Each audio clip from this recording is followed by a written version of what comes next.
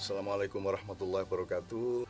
Kita meneruskan mengenai saling mengenali, saling mengapresiasi.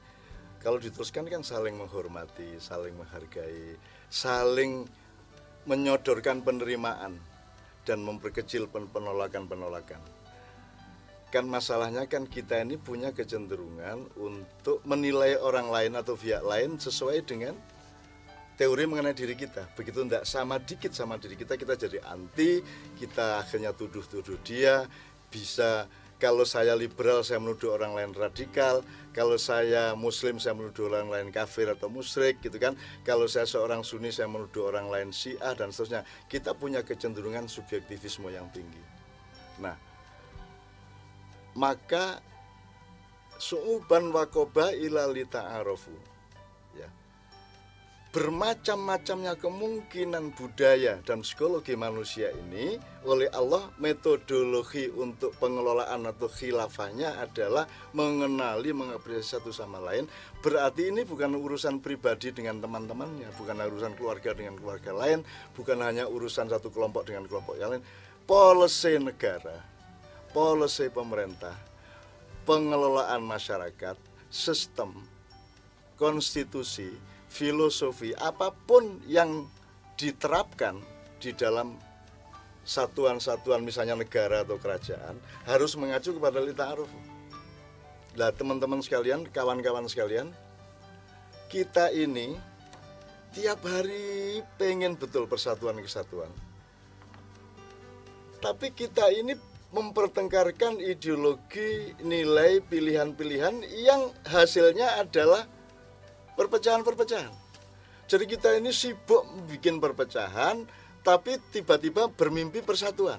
Jadi kita ini tidak nanam lombok tapi pengen rujak, kan begitu. Itu secara nasional, secara sosial gitu. Kita ini misalnya gini, saya sering acara di kabupaten-kabupaten dan judulnya seringkali menyebut kata gotong royong. Karena diasumsikan sekarang masyarakat modern ini sudah menurun budaya gotong royongnya gitu. Dipikir gotong royong itu hasil dari orang menyuruh. Gotong royong itu kan akibat dari kelegaan hati semua orang.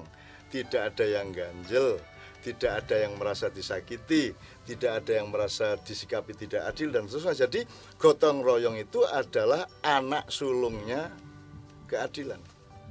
Jadi kalau pemerintah menciptakan keadilan, rakyat hatinya lega, kemudian rakyat percaya, maka gotong royong otomatis. Jadi tidak bisa gotong royong itu dilakukan berdasarkan anjuran-anjuran. Dia itu alamiah, otomatis. Barang siapa merasa aman, dia akan kerjasama. Barang siapa dia tidak merasa terancam, maka dia akan ikhlas satu sama lain. Maka terjadilah gotong royong. Misalnya, atau kata-kata lain, guyub rukun. Lu bagaimana mau guyub rukun, wong royoan bentino kok? Semua orang berkarir itu royoan. Kabinet, jajaran kekuasaan itu jadi lahan royoan dari kelompok-kelompok intelektual dari universitas A, B, C dan seterusnya, dan organisasi atau ormas-ormas dari dunia keilmuan. Mereka itu rebutan lahan seperti preman-preman rebutan lahan parkir. Loh, kita ini tiap hari royoan kok disuruh guyub rukun. Jadi kita ini selalu mencita-citakan sesuatu yang tidak sesuai dengan yang kita bangun. Wong kita ini menanam duren, tapi kita menginginkan buah mangga. Atau kita ini menanam kopi, tapi kita merindukan buah yang lain, kan begitu.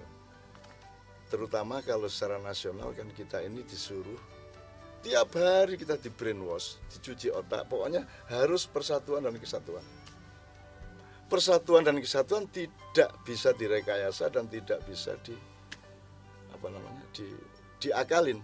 Dia adalah hasil dari satu kondisi yang kita ciptakan. Luang saya memerintah dengan egois kok saya nyuruh kalian bersatu, tidak bisa dong. Pasti akan terjadi pro dan kontra terhadap saya.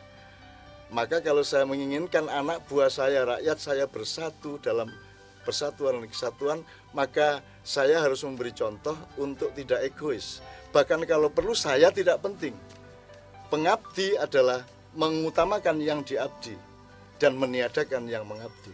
Kalau kita mengabdi kepada rakyat Indonesia, maka yang eksis adalah rakyat Indonesia, bahkan diri kita pun tidak ada. Di dalam hati kita hanya ada rakyat Indonesia yang kita abdi itu. Demikian juga kalau kita mengabdi kepada Allah, pada dasarnya, pada hakikatnya, pada sejatinya hanya Allah yang ada dan kita tidak ada.